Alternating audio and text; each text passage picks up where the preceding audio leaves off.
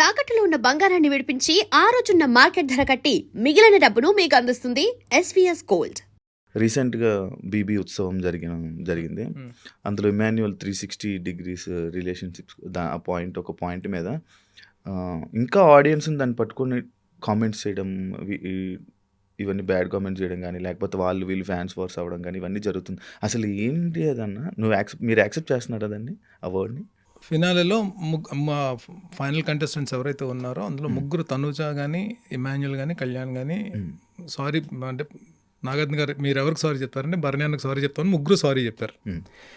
దానికి ముందు నా మీద ఎక్కడైనా చిన్నదేనో వాళ్ళ మీద, నాకు ఎవరి మీద అంటే గేమ్ అయిపోయిన తర్వాత బయటకు వచ్చిన తర్వాత నేను రియలైజ్ అయింది ఏంటంటే, బిగ్ బాస్ ఇప్పుడు శివాది ఒక స్టైల్ ఉంటుంది, గేమ్ నాది ఒక స్టైల్ ఉంటుంది, నాకు ఒక స్ట్రాటజీ ఉంటుంది, మీకు ఒక స్ట్రాటజీ ఉంటుంది కంటెస్టెంట్స్ అయినప్పుడు. కొంతమంది బాగా నాకు క్లోజ్ అవుతారు, కొంతమంది మీకు బాగా క్లోజ్ అవుతారు. ఎందుకు మీకు వాళ్ళు క్లోజ్ అయ్యారు, ఎందుకు నాకు క్లోజ్ అయ్యారు, నాకు రీజన్స్ లేవు.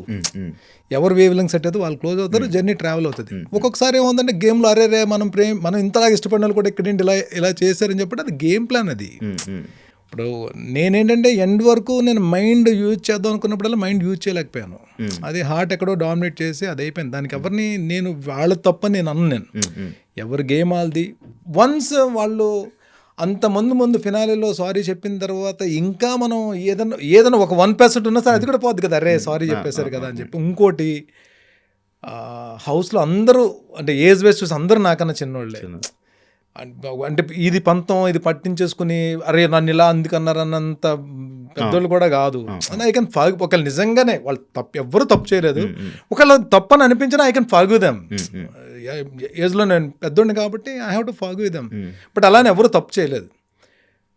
బట్ నాకు అంటే ఇమాన్యుయల్ కూడా ఏంటంటే, నాకు ఎక్కడ ఇమాన్యుయల్ మీద నాకు అది సరదాగా ఏదన్నా ఇద్దరు మాటలు అనుకోవడం కానీ, అతని గేమ్ ప్లాన్లో ఒకవేళ అక్కడ నన్ను టార్గెట్ చేయాల్సి వచ్చి టార్గెట్ చేసాడేమో తప్ప, ఇమాన్యుయల్ నాకు పెద్ద అంటే మనస్పర్ధలు వచ్చేసేంత ఆర్గ్యుమెంట్స్ గొడవలు ఏం అడగలేదు.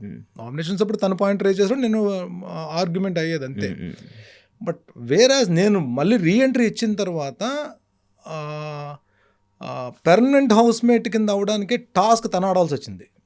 నన్ను పర్మనెంట్ హౌస్ మేట్ చేయడానికి తన టాస్క్ అవ్వాల్సి. జెన్యున్గా ఆడి గెలిపించి నన్ను పర్మనెంట్ హౌస్ మేట్ అవడానికి చాలా బాగా ఆడాడు, గెలిపించాడు. తను నిజంగా మాటిచ్చి గెలిపించాడు.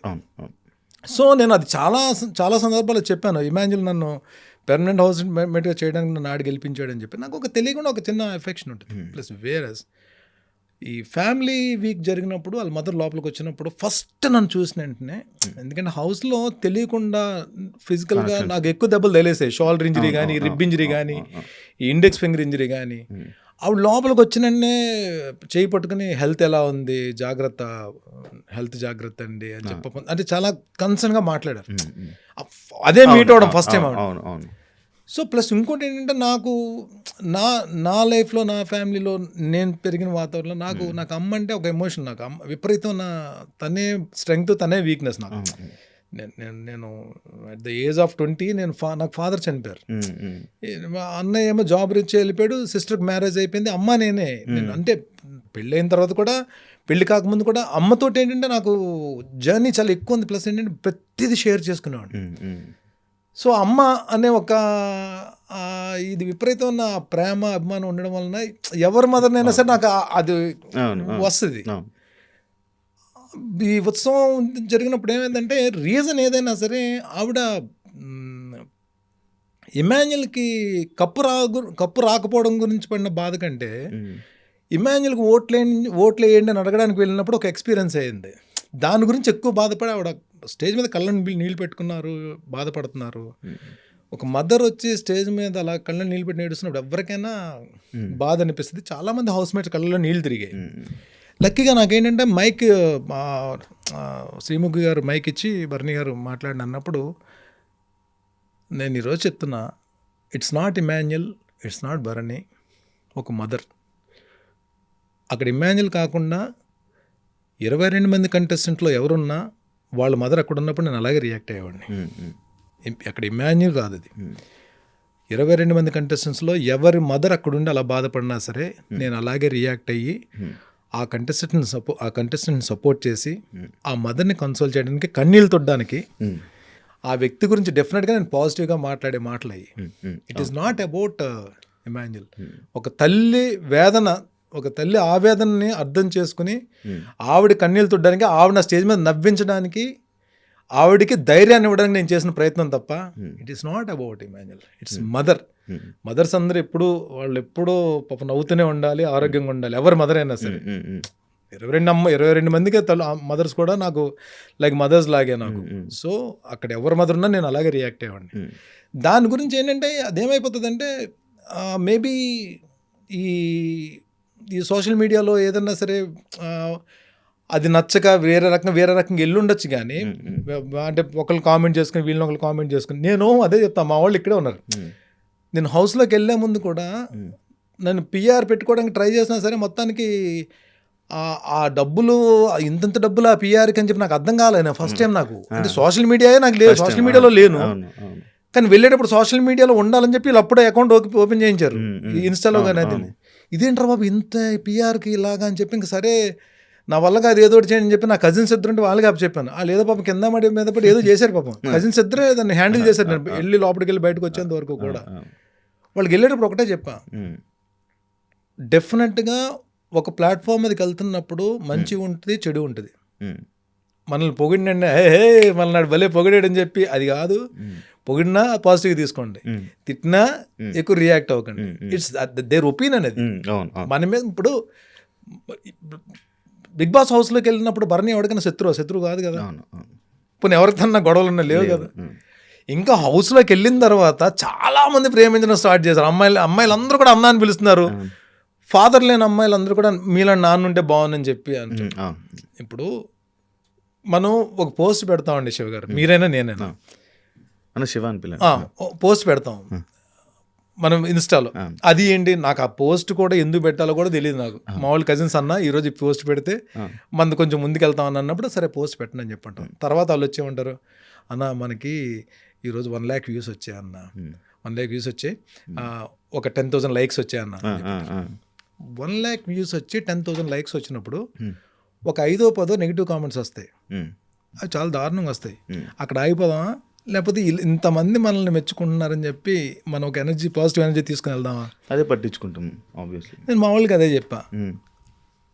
నేను 2-3 సార్లు నేను నా ఇన్స్టాలో నేను ఇన్స్టాలోనే లేను. బిగ్ బాస్ హౌస్లోకి వెళ్ళి వచ్చిన తర్వాత ఒక ఫ్యామిలీ ఫామ్ అయింది, డెవలప్ అయింది. అసలు 0 ఫాలోవర్స్ నుంచి బయటికి రాగానే ఒక 1 lakh అబౌవ్ ఫాలోవర్స్ వచ్చేసారు. నేను వాళ్ళకి 2-3 సార్లు కూడా నేను మెసేజ్లో ఏం పెట్టానంటే, మీరు బిగ్ బాస్ అయిపోయింది, బిగ్ బాస్ అయిపోయింది. ఇప్పుడు 22 మంది కంటెస్టెంట్స్ కూడా ఎవరి కెరీర్లో వాళ్ళు బిజీ ఉన్నారు, ఎవరి కెరీర్ వాళ్ళు చూసుకుంటున్నారు. మీరెందుకు ఇక్కడ అయిపోతున్నారు? మీరు ఇంకా బిగ్ బాస్ హౌస్లోనే కంటెస్టెంట్స్ ఉన్నట్టు మీరు ఫీల్ అవుతున్నారు. వాళ్ళు వచ్చారు బయటికి, ఎవరి పనులలో బిజీగా ఉన్నారు. కొంతమంది షాప్ ఓపెనింగ్లు అంటారు, నాలాంటి వాళ్ళు నా క్యారెక్టర్స్ గురించి పరిగెడుతున్నారు, నేను షూటింగ్లు చేసుకుంటున్నాను, ఎవరు బిజీలు వాళ్ళు ఉన్నారు. మీరు అక్కడ అయిపోద్దు. నేను నా ఫాలోవర్స్ అందరికీ కూడా నేను 2-3 సార్లు వాయిస్ మెసేజ్ పెట్టాను, ప్లీజ్ మీ కెరీర్ మీద ఫోకస్ పెట్టండి. మీ మదర్ ఫాదర్ డ్రీమ్స్ కొన్ని ఉంటాయి, మీరు ఇది అవ్వాలని చెప్పి దాని మీద ఫోకస్ పెట్టండి. మీరు ఇక్కడ ఒక నెగిటివ్ కామెంట్ వచ్చింది అనుకోండి, దానికి ఇమ్మీడియట్గా నెగిటివ్ కౌంటర్ వేసేస్తే ఏంటి యూజ్? మళ్ళీ ఆయన ఇంకో నెగిటివ్ కౌంటర్. అక్కడ ఏదో టైం మొత్తానికి మీరు టైం వేస్ట్ అన్నది ఎక్కడ సంబంధం లేని టాపిక్ గురించి టైం వేస్ట్ చేసుకుంటున్నారు. ఎండ్ ఆఫ్ ద డే ఈ 22 మంది మళ్ళీ ఎక్కడికి కలిసినా సరదాగా మాట్లాడుకుంటారు, అది చేసుకుంటారు, ఒకరితో ఒకరి పనులు ఉంటాయి, అన్నీ ఉంటాయి. మీరెందుకు అక్కడ మీరు ఫాలోవర్స్ మీరు ఎందుకు మాట్లాడుకుంటారు? వద్దు. మీరు ఎవరైనా ఒకవేళ బర్నీని ఎవరైనా తిడుతూ కామెంట్ పెట్టారు, వీళ్ళు చూడండి, ఎంజాయ్ చేయండి. నేను నిజంగా అలాంటి చూసి నేను ఎంజాయ్ చేస్తున్నాను. Let them. ఓకే, వాళ్ళు కూడా ఇప్పుడు ఒకసారి తిడతారు, రెండోసారి తిడతాడు, మూడోసారి తిడతాడు, 10 సార్లు తిడతాడు, బూతులు తిడతాడు, 11వ సారి ఇదేంటి అసలు బర్నన్న నేను ఎందుకు తిడుతున్నాను నేను? సరే బర్నన్న మనల్ని ఏం చేశాడు? నిన్నేం చేయలేదు కదా.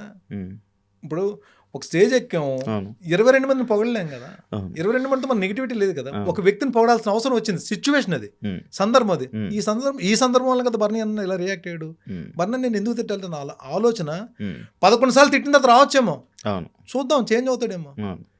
కాకపోతే మీరు వాళ్ళైనా వీళ్ళైనా ఎవరైనా ముందు ఈ తిట్టుకోవడాల కన్నా కెరీర్ గురించి ఆలోచించాలి. ఎందుకంటే యంగ్ జనరేషన్ అందరికీ కూడా, ఎందుకంటే ఆల్మోస్ట్ ఈ ఇన్స్టాలో ఫాలోవర్స్ అందరూ ఎవరైతే ఫాలోవర్స్ ఉన్నారో 70% ఆఫ్ ద పీపుల్ యంగ్స్టర్స్ ఉన్నారు. తక్కువ ఇంటర్మీడియట్లో చదువుకునే వాళ్ళు వాళ్ళ పేరెంట్స్ వాళ్ళ డ్రీమ్స్ కానీ లేకపోతే వీళ్ళు మేము ఇలా అవ్వాలి కెరీర్లో మేము ఇలాంటి కెరీర్ డెవలప్ చేసుకోవాలని డ్రీమ్స్ కానీ ఉన్నప్పుడు ఏమవుద్దంటే ఫస్ట్ వాళ్ళు ప్రయారిటీ ఇవ్వాల్సింది time, second priority health, third priority ఏదైతే మనం గోల్ పెట్టుకున్నామో ఆ గోల్ మీద ఫోకస్తో ట్రావెల్ చేయడం.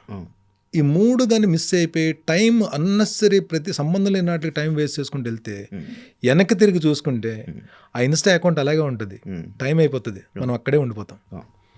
సో నేనేమంటానంటే అంటే నేను మిగిలిన కంటెస్టెంట్స్ ఫాలోవర్స్కి చెప్పడానికి నేను ఎవరిని నాకు అసలు ఆ రైట్ లేదు. నాకు లెట్ దెమ్ అలా కదా, అంటే వాళ్ళు ఎలా తీసుకుని పాజిటివ్గా తీసుకుంటే ఓకే, భరణి అన్న చెప్పాడు అని పాజిటివ్గా తీసుకుంటే వెల్ అండ్ గుడ్.